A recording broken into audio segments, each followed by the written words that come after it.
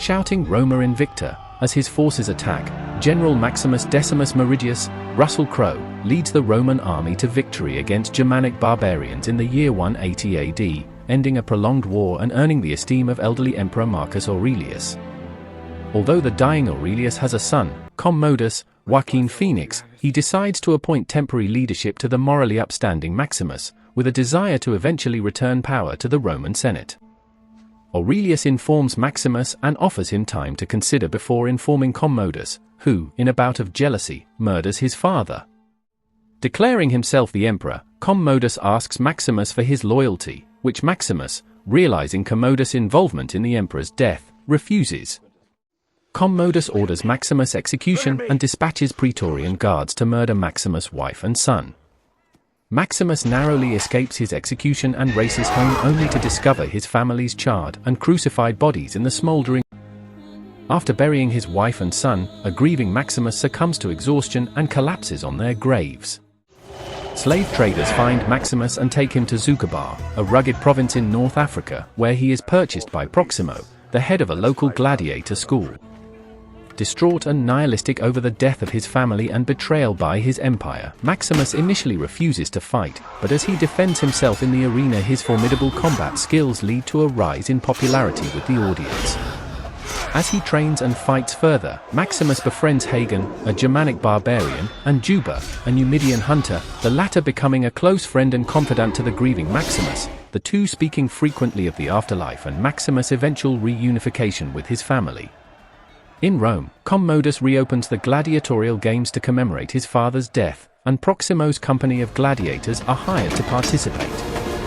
In a recreation of the Battle of Zama, incorrectly named the Battle of Carthage, at the Colosseum, Maximus leads Proximo's gladiators to decisive victory against a more powerful force, much to the amazement of the crowd.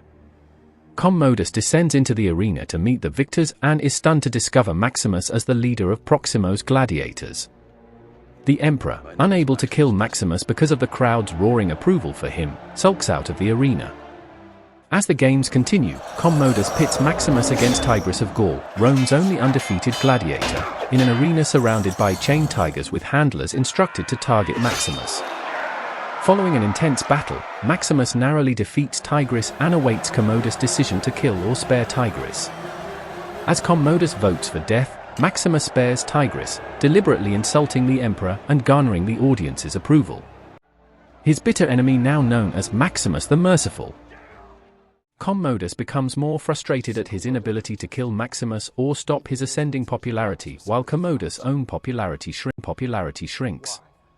Following the fight, Maximus meets his former servant Cicero, who reveals that Maximus's army remains loyal to him.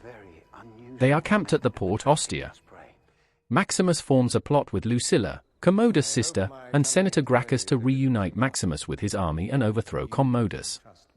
Commodus, however, suspecting his sister's betrayal, threatens her young son and forces her to reveal the plot. Praetorian guards immediately storm Proximo's gladiator barracks, battling the gladiators while Maximus escapes. Hagen and Proximo are killed in the siege, while Juba and the survivors are imprisoned. Maximus escapes to the city walls only to witness Cicero's death and be ambushed by a legion of Praetorian guards. Concluding that legends born in the Colosseum must die there, Commodus personally challenges Maximus to a duel in front of a roaring audience.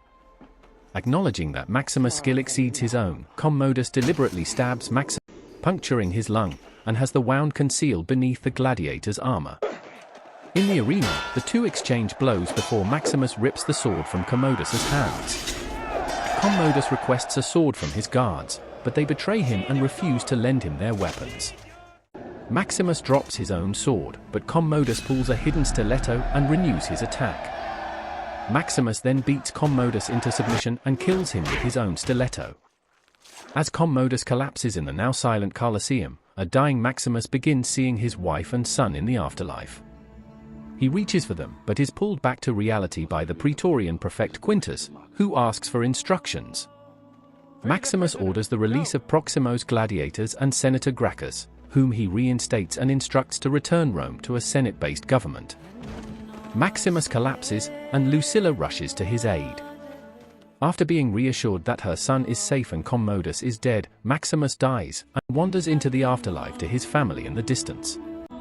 Senator Gracchus and Proximo's gladiators carry his body out of the Colosseum. That night, a newly freed Juba buries Maximus 2 small statues of his wife and son in the Colosseum, and says that he too will eventually join them, but not yet.